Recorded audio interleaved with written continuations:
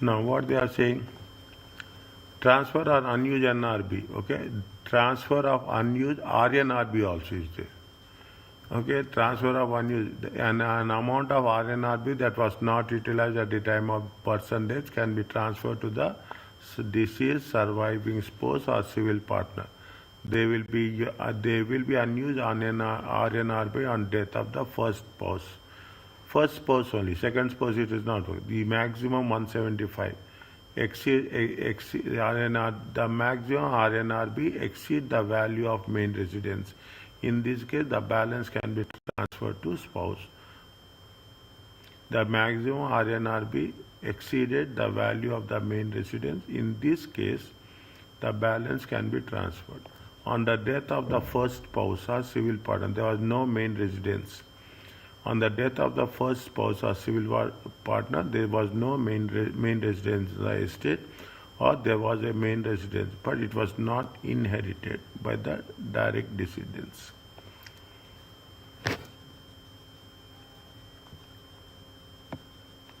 On the death of the first spouse or civil partner,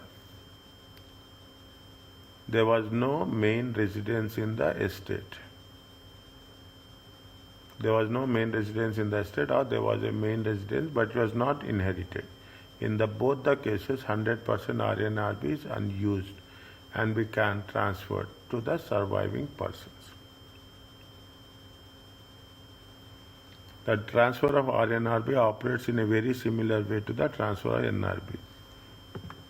The amount of NRB that can be claimed by the surviving spouse is based on the proportion that was unused. The unused proportion is applied to RNRB amount available. The same thing, 63% or 40%, whatever we have done. The executors must claim that transfer RNRB within the same time as we are doing with respect to NRB.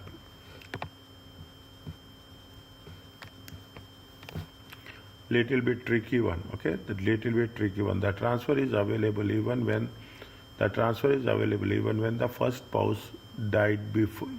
The transfer is available even when the first spouse died before 6th April. That is the day RNRB was the date that RNRB was introduced, provided the surviving spouse died after 6th April. Means one has died before 6th April 2017, one is died after 6th April. In this case, unused proportion of RNRB will always be 100% for the first spouse and could not have used the RNRB on the death. This was before RNRB was introduced. Before, if it is one person is died before, one person is died after, in simple terms, you have to take 100%. That is the message they are saying. There is RNRB. The unused RNRB will always be 100%, as the first spouse could not have used RNRB on death. Is it? Because definitely he has died before 217. RNRB is introduced in 217. It means that whatever, if a person is died before 217, that 100% RNRB will always be 100% as the first spouse as such. Is it clear? Yes, sir. Okay.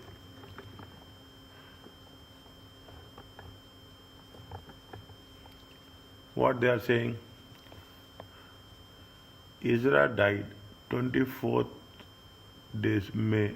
He left an estate value 800, which include main residence of 140. He left the main residence to his son and the rest of the estate to wife. Frank died. Isra died. First we will see. Isra died when she died after 6th April and left her residence to a direct descendant to his son. The maximum INRB available for Isra is 175, of which he used how much? 140. He used how much? 140.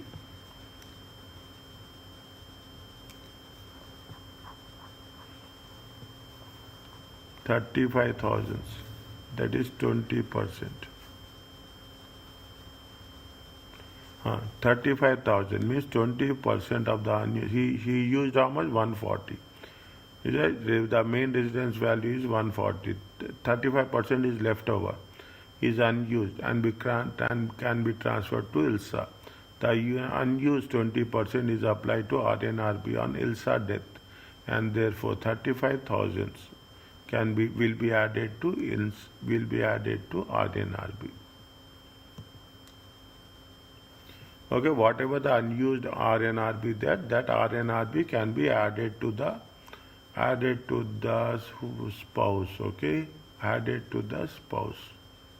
He left to his son and the rest wife to the ILSA. ILSA only added. Okay, it is going to be added to the spouse, wife. Any unused RNRB can be utilized by the spouse. Are you clear about this?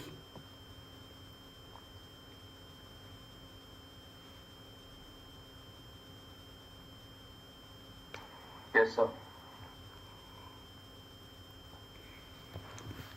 Frank died on 1st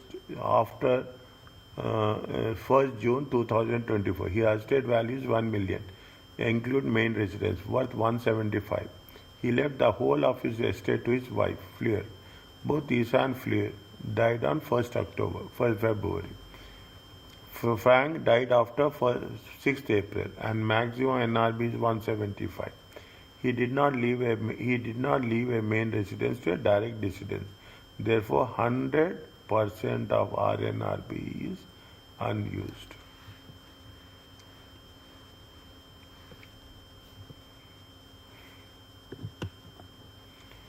%% of Frank can be transferred to Fleur. The unused percentage applied to the RNRB available on Fleur death, and therefore 175 will be added to the Fleur RNRB.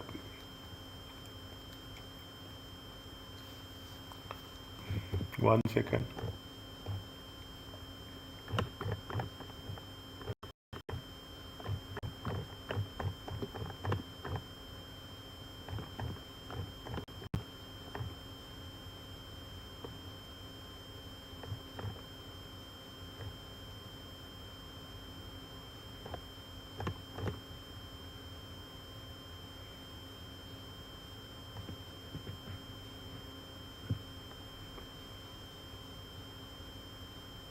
Okay.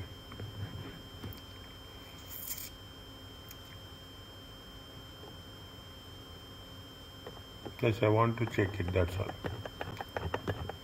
Cross.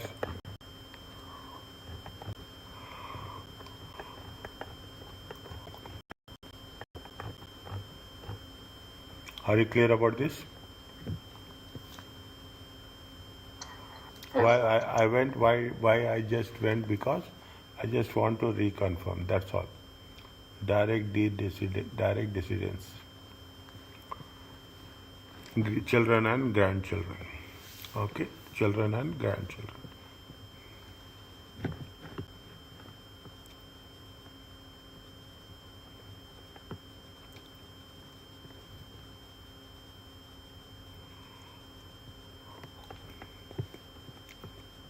Have a look on this, okay? CLT is very, very, very important. I am putting 2 star marks. Okay, I am putting 2 star marks. Very, very important. Okay, IST is payable as follows. CLT between 6th April, 30th September, 30th of the fall. CLT between 1st October and 5th April, 6 months after the end of the month, when which transfer is made. PET chargeable is a result of death. 6 months after the end of the month of death. Additional tax on CLT within 7 years before the death. 6 months after the end of the death.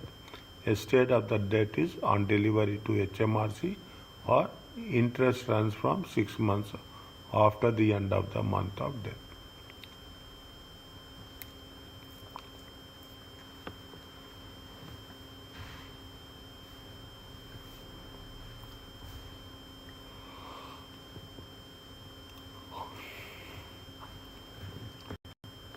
Is it okay?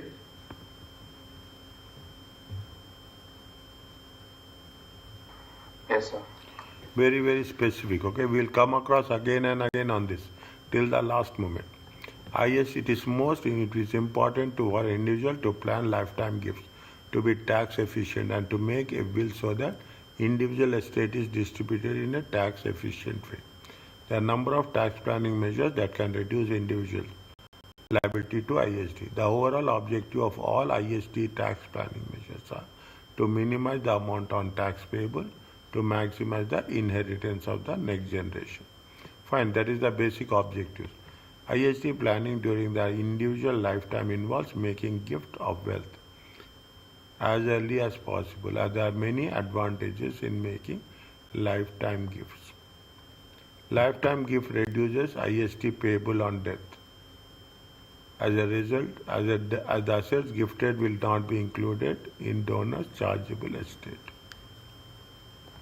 IST lifetime giving reduces IST payable on death, as the assets gifted will not be included in chargeable asset. Therefore, an individual should maximize exemptions available, marriage gifts, small gifts, annual exemption, as best as possible. NRB every 7 years. Is that NRB 7 years? Even if the lifetime becomes taxable, IST on lifetime gifts is likely to be less than the IST payable on the death estate.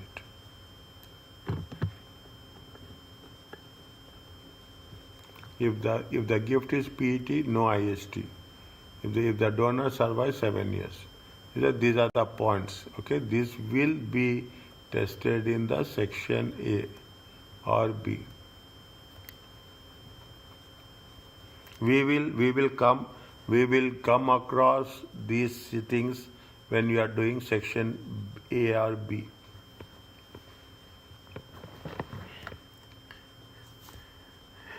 In my view, this is my opinion. In my view, section A is most difficult one, because section A they have very minute classifications will be there. That they will talk about the rules. Okay, even see if you another thing. If you do some mistakes in section C, okay, there will be stepwise marking. But if any mistakes is done in section A, outrightly 2 marks will go.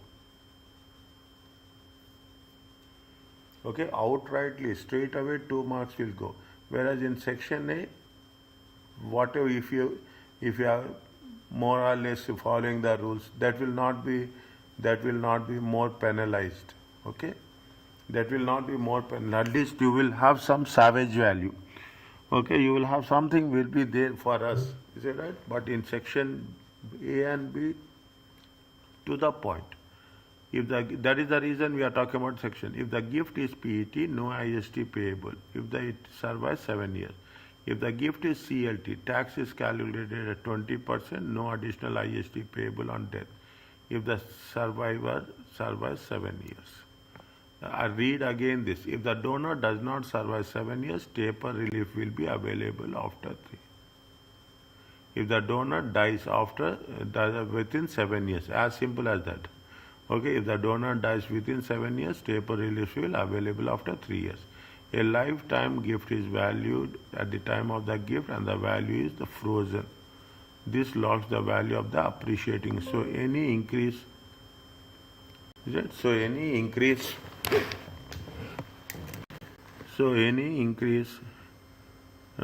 in the value of the date of death will not be taxed if it is frozen.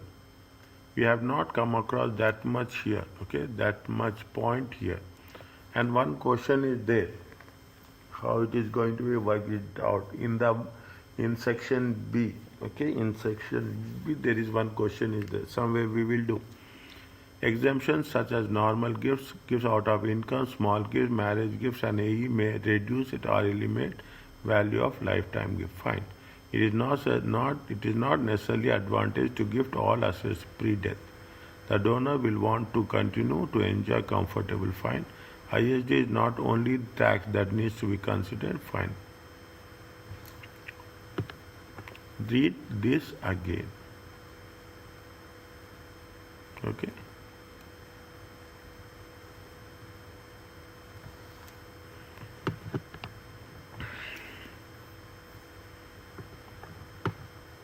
Just have a look on this. What are the disadvantages? It is necessary. Just have what are the advantages to gift all assets, what are the disadvantages.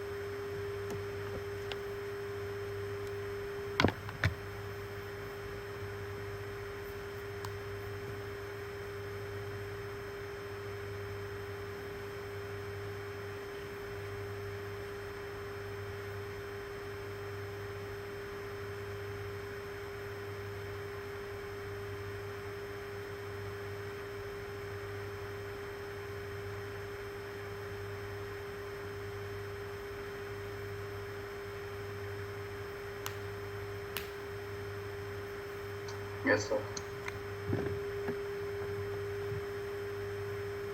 When making lifetime gifts or leaving legacies on it may be beneficial for IST purpose if gifts or legacies are made to grandchildren rather than children.